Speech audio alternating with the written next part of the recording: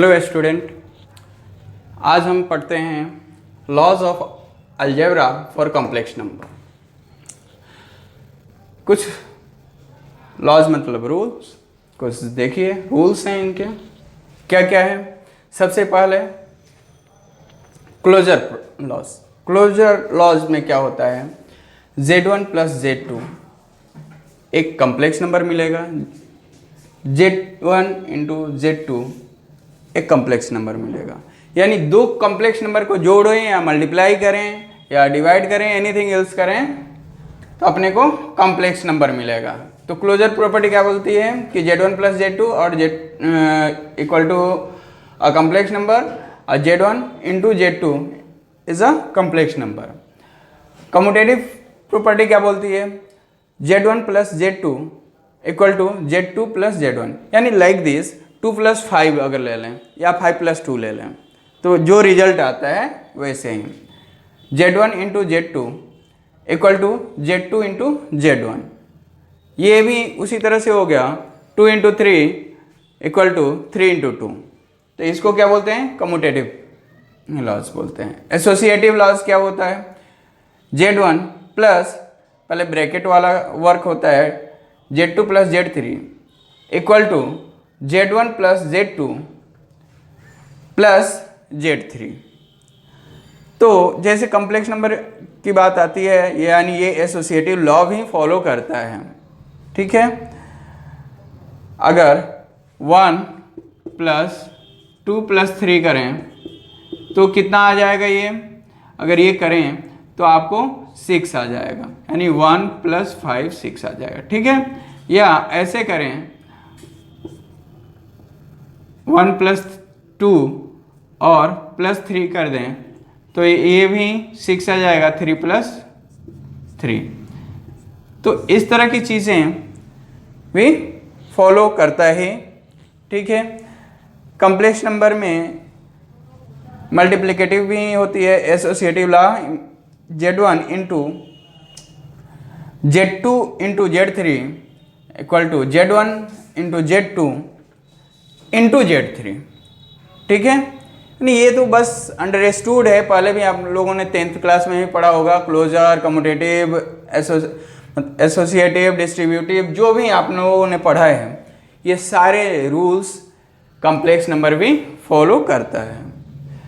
Additive identity, यानी किसी चीज़ में अगर जीरो ऐड करें तो सेम चीज़ मिलता है, यानी इस तरह से 0 प्लस आयोटा 0 होता है, ये एडिटिव आइडेंटिटी है ना। मल्टीप्लिकेटिव में क्या होगा, एज इट इज 1 से मल्टीप्लाई करो तो सेम चीज़ मिलता है ना। तो 1 प्लस आयोटा 0 इक्वल टू 1, ये आपका मल्टीप्लिकेटिव प्रॉपर्टी होती है। ठीक है, एडिटिव इनवर्स क्या होता है।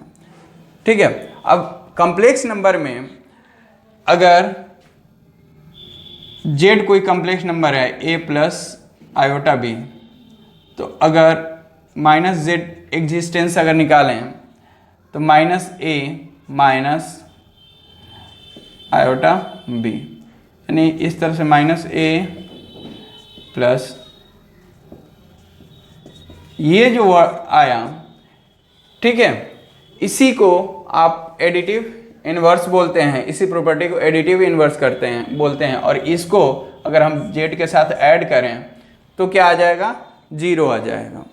ठीक है, मल्टीप्लिकेटिव इनवर्स में क्या होता है, ये भी एक एग्जिस्टेंस है कि मल्टीप्लिकेटिव इनवर्स के नाम से ही पता चलता है कि 1/Z का है ना। तो 1/Z से डिनोट करते हैं या इसका यह लेते हैं।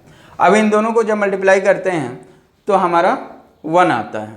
ठीक है, distributive law, Z1 into Z2 plus Z3 करें तो Z1 into Z2 plus Z1 into Z3 आ जाता है, जैसे ये लिखा होता है, यानी ये डिस्ट्रीब्यूटिव लॉ भी फॉलो करता है। अब आते हैं हम कुछ इनवर्स, जैसे इसका जो इनवर्स वाला देखें तो इनवर्स ऑफ कॉम्प्लेक्स नंबर कैसे निकालते हैं। तो हमें जहाँ तक पता है कि एक कॉम्प्लेक्स नंबर है, कॉम्प्लेक्स नंबर इंटू उसका कंजुगेट दोनों का अगर हम मल्टीप्लिकेशन करें तो क्या होता है, कम्प्लेक्स नंबर के मॉडुलस का स्क्वायर हो जाता है। तो ये जेड एक कम्प्लेक्स नंबर है, Z equal to A plus iota B है। अब इसका इन्वर्स जो लिखेंगे तो ये फॉर्मूला आ जाएगा, अगर यहाँ से आप देख सकते हैं, है ना। फिर इसको जब कैलकुलेट करेंगे तो finally A minus iota B plus upon A square plus B square ये आ जाएगा, और इसको सेपरेट कर दें तो इस फॉर्म में आ जाएगा एक्स प्लस जो आयोटा बी होता है उसके फॉर्मेट में आ जाएगा, है ना, iota Y, sir X plus iota Y के फॉर्मेट में आ जाएगा। इस तरह से रियल और कॉम्प्लेक्स सेपरेट आउट हो जाएगा। ठीक है, अब इस आपको इसके अलावा कुछ रूल्स और बताता हूं। हमने a प्लस बी का होल स्क्वायर पढ़ा होगा, a माइनस बी का होल स्क्वायर पढ़ा होगा, a प्लस बी का होल क्यूब पढ़ा होगा, a माइनस बी का होल क्यूब पढ़ा होगा। ये सारे रूल एज इट इज ये भी फॉलो करता है। ठीक है, कुछ फॉर्मूला हम लोगों ने अलजेब्रिक फॉर्मूला पढ़े होंगे। a प्लस बी का होल स्क्वायर क्या होता है, a square plus 2ab plus B square. इसी तरह से अगर z1 और z2 दो कॉम्प्लेक्स नंबर है, इसको भी स्क्वायर करेंगे तो ये चेंज हो जाता है, z1 का square plus 2z1 z2 plus z2 का स्क्वायर। इसी तरह से a माइनस बी का होल स्क्वायर जैसे हम लोग करते हैं तो a square minus 2ab plus B square, तो z1 माइनस z2 का होल स्क्वायर करेंगे तो ये भी आपको z1 square minus 2z1 z2 plus z2 square हो जाएगा। अगर z1 माइनस z2 और z1 प्लस z2 तो z1 square minus z2 square, जैसे a माइनस बी और a प्लस बी बराबर a square minus B square होता है। क्यूब करेंगे a माइनस बी का होल क्यूब, ये लिखेंगे तो क्या होता है, a cube minus 3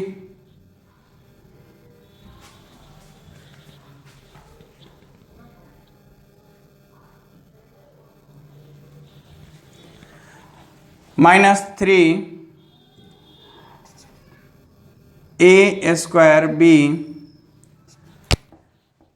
plus 3a B square minus B cube. ठीक है, तो इसको भी हम लोग z1 माइनस z2 कर दें, z2 कर दें तो इसका क्यूब करें तो z1 square minus 3 z1 square z2 plus 3 z1 z2 का स्क्वायर माइनस z2 का क्यूब। यानी जो हम अलजेब्रिक फॉर्म में फॉर्मूला जो पढ़े हैं एज इट इज ये सारे फॉर्मूला इसमें भी अप्लीकेबल है। ठीक है, तो इसको ध्यान रखते हुए ही आगे हम लोग एक्सरसाइज करेंगे। ठीक है, उसमें कोई भी दिक्कत नहीं होनी चाहिए। क्लियर है? तो अगर ये प्लस वाला भी रहता तो साइन चेंज हो जाएगा, प्लस वाला करेंगे तो ये क्या हो जाएगा, ये प्लस हो जाएगा, ये प्लस हो जाएगा, ये प्लस हो जाएगा, ये प्लस हो जाएगा, है ना। तो ये पूरे रूल्स फॉलो करने हैं अपने को। क्लियर? चलिए फिर मिलते हैं अगले लेक्चर में विथ एक्सरसाइज। ठीक है, चलिए बाय बाय। हेलो स्टूडेंट, चलिए आज हम आपको पढ़ाते हैं मॉडुलस, कंजुगेट एंड आर्गेनप्लेन के बारे में। सबसे पहले मॉडुलस के बारे में, मॉडुलस ऑफ कॉम्प्लेक्स नंबर देखा जाए। मॉडुलस ऑफ कॉम्प्लेक्स नंबर क्या होता है? जिसे हमने पढ़ा है, जेड एक कॉम्प्लेक्स नंबर है, इसको रिप्रेजेंट करते हैं ए प्लस आई बी यानी आयोटा बी, ठीक है। तो एक अगर हम प्लेन ले लेते हैं, ये लाइक एक्स एक्सिस और ये वाई एक्सिस की तरह, तो ये जो है एक्स एक्सिस पे और ये वाई एक्सिस का, ठीक है। तो एक्स कोऑर्डिनेट और ये वाई कोऑर्डिनेट के जैसा होता है। से रियल इमेजिनरी जैसे बनाते हैं तो ये रियल लाइन है, ये इमेजिनरी लाइंस रहती है ना। एक्स एक्सिस और वाई एक्सिस इधर एक्स वाई डैश और इधर एक्स डैश जो रहता है। इसी तरह से ये रियल लाइन और इमेजिनरी लाइंस। तो ये दोनों के कोऑर्डिनेट्स जो हैं, अगर ए बोल रहा है तो डेट मीन्स ए इस साइड, और बी बोल रहा है तो आपको चलना है इस साइड। ये हो गया बी, ठीक है। यानी यहाँ पे अपना जेड को जो है कॉम्प्लेक्स नंबर यहाँ पे है, ठीक है। अब हम इसको ऐड कर लें और इसको ओ ओरिजिन मान लें, है ना, ओरिजिन है। तो अब ये जो लेंथ है, अब यानी ओ जेड है ना, ये पी कर दो, बेहतर रहेगा। पी को जेड से डिनोट कर दो, ठीक है। अब यहाँ पे ओपी का अगर डिस्टेंस अगर बोला जाए कितना होगा, ठीक है ना, ओपी का लेंथ कितना होगा, तो क्या लिखोगे? Square root of A square plus B square. इसलिए यानी ये जो है, ये ओपी को जेड से डिनोट कर रहे हैं, ओपी का जो लेंथ है जेड से डिनोट कर रहे हैं, है ना। और इसको अगर मॉडुलस फॉर्म में लिखें कि इसका मॉडुलस क्या होगा, तो ये होगा। तो डैट मीन्स आपको mod of Z equal to square root of A square plus B square होता है। इसी को हम लोग मॉडुलस ऑफ जेड बोल दो या कॉम्प्लेक्स नंबर बोल दो इसका।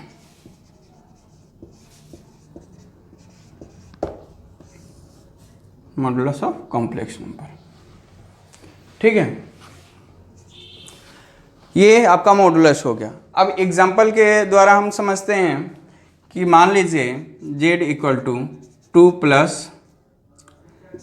3 आयोटा है या आयोटा 3, कोई फर्क नहीं पड़ता आगे और या पीछे लिखिए, है ना, आयोटा 3।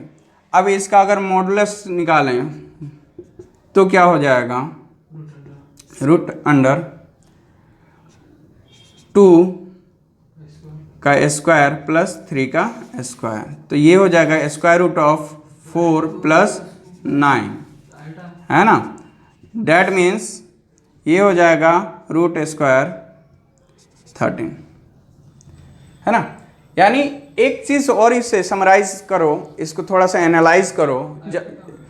जब तक एनालाइज नहीं करोगे तब तक कुछ नहीं होगा। यानी modulus of complex number gives a real number. ये दिमाग में ऑलवेज फिट कर लो। ये ऑब्जेक्टिव में आ सकता है, आपके कॉम्पिटिटिव में आ सकता है कि अगर किसी कॉम्प्लेक्स नंबर का मॉडुलस निकालें तो क्या देगा? एक रियल नंबर आएगा। ये दिमाग में फिट कर लो, है ना।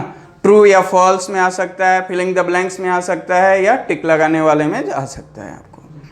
तो ये दिमाग में फुल्ली सेट कर लो, ठीक है। इसके बाद से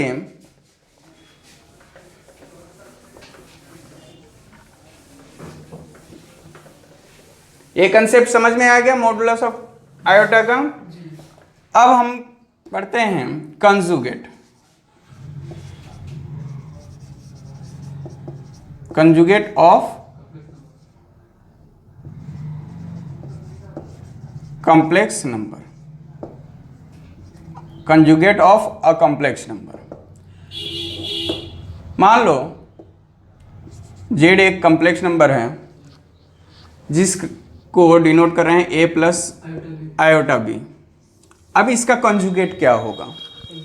कंजुगेट मीन्स क्या होगा कि ये जो साइन जो होगी यहाँ पे ये चेंज हो जाती है, ये साइन चेंज हो जाती है, ठीक है। तो ये हो जाएगी, अगर कंजुगेट को डिनोट करते हैं जेड बार से ऐसे, ठीक है, और ए माइनस आयोटा बी हो जाती है। अब होता क्या है मेनली, अब इसके बारे में और डिस्क्राइब करके मैं बताता हूँ। मान लो एक ये प्लेन है ना। अब इसमें हमने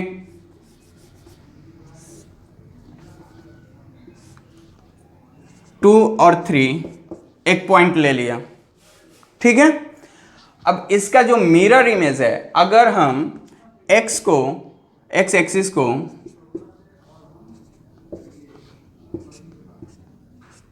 एक्स एक्सिस को हम लोग क्या ले लें, एज अ मिरर ले लें, तो ये मिरर का रिफ्लेक्शन है, नीचे क्या आ जाता है 2 माइनस 3, यानी कोऑर्डिनेट चेंज हो जाते हैं। इसका ये मिरर का रिफ्लेक्शन मतलब 2 का तो 2 रहेगा, 3 का -3 हो जाता है। क्लियर? तो क्लियर है। तो यहाँ पे अगर जेड, अगर ये आपको कॉम्प्लेक्स नंबर लिखें तो 2 प्लस आयोटा 3, तो यहाँ पे क्या हो जाएगा जेड, यहाँ का जो नया अगर बनाते हैं तो 2 माइनस आयोटा 3। तो ये जो होता है, ये चीज़ आपको समझ में आ रही है क्या हुआ यहाँ पे, है ना। अगर इसको मिरर ले लेते हैं तो उसका जो इमेज बना एज इट इज, तो क्या चेंज हुआ, खाली बीच का साइन चेंज हुआ।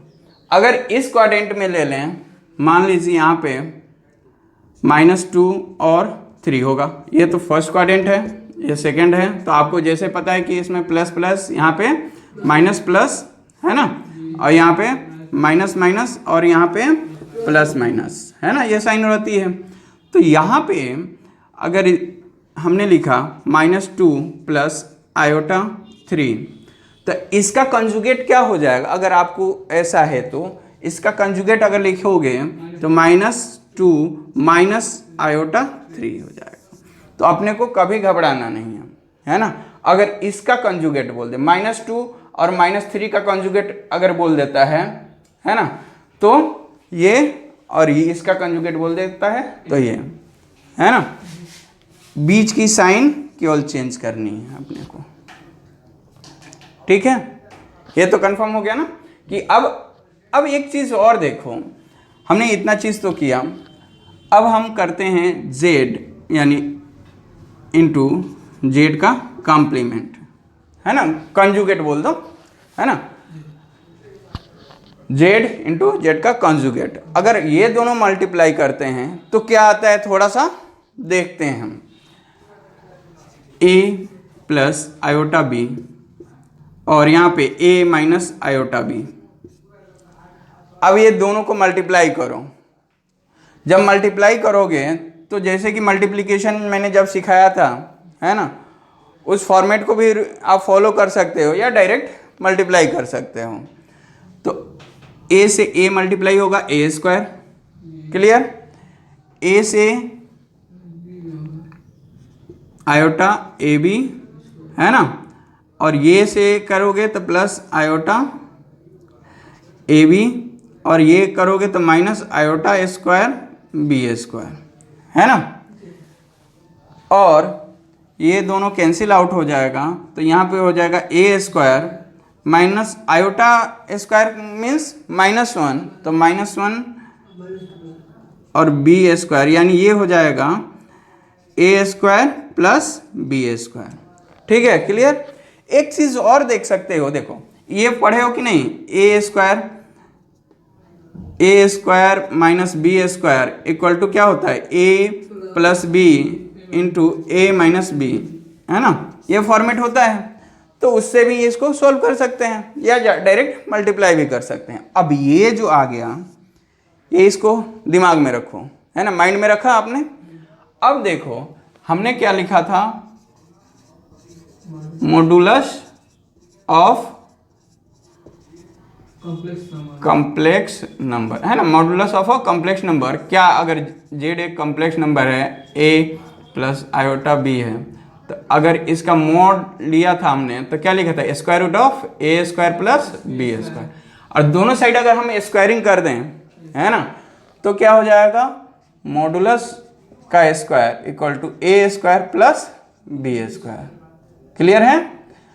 अब ये देखो कि ये और ये इक्वेशन यहाँ पे दोनों में कुछ रिलेशन दिख रहा है, तो दोनों में रिलेशन जब दिख रहा है तो क्या लिख दोगे फाइनली, जेड इंटू जेड का कॉम्प्लीमेंट बराबर मॉडुलस जेड का स्क्वायर। एक आपका फॉर्मेट ये मिल गया। क्लियर है? इसी बेस पे आपको बहुत सारे क्वेश्चन आएंगे ऑब्जेक्टिव में, इट इज ट्रू और फॉल्स, है ना, देखने के लिए, ऐसे करने के लिए, तो आप इसको कर सकते हो। तो ये आपको आज के लिए काफ़ी है, मॉडुलस और कंजुगेट ऑफ कॉम्प्लेक्स नंबर। ठीक है, अगले लेक्चर में फिर आपको आगे की पढ़ाई बताऊंगा। ठीक है, चलिए तब तक के लिए बाय।